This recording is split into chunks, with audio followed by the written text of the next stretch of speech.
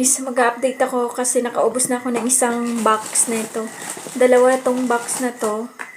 Yan, so naubos ko na to. And then dito, nagbukas na ako ng panibago. So, ang napapansin ko is nag-lose weight naman ako. So, medyo effective siya. Yung Detox Slim. So, ganito lang pala siya, guys. Yung tubig is warm water. So, i-dissolve nyo lang tong parang tabletas. Ganito siya.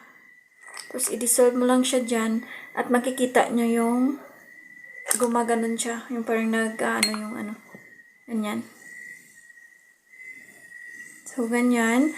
And, wait nyo lang siya na maubos siya at mag-green siya. Yung lasa nito ay lime. So, masarap siya. Parang juice. Ganyan lang siya hanggat sa maubos yung bula-bula niya. So,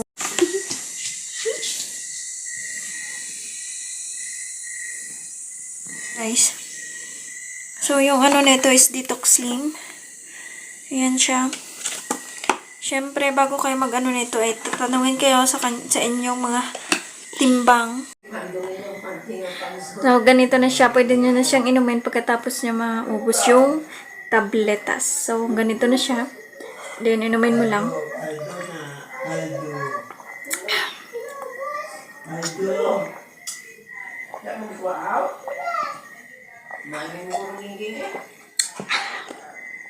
So, take mo to siya every morning and then evening. 45 minutes before kakakain. So, sa evening, hindi ako kumakain. Kasi nabubusog na ako dito. Lime. Masarap siya.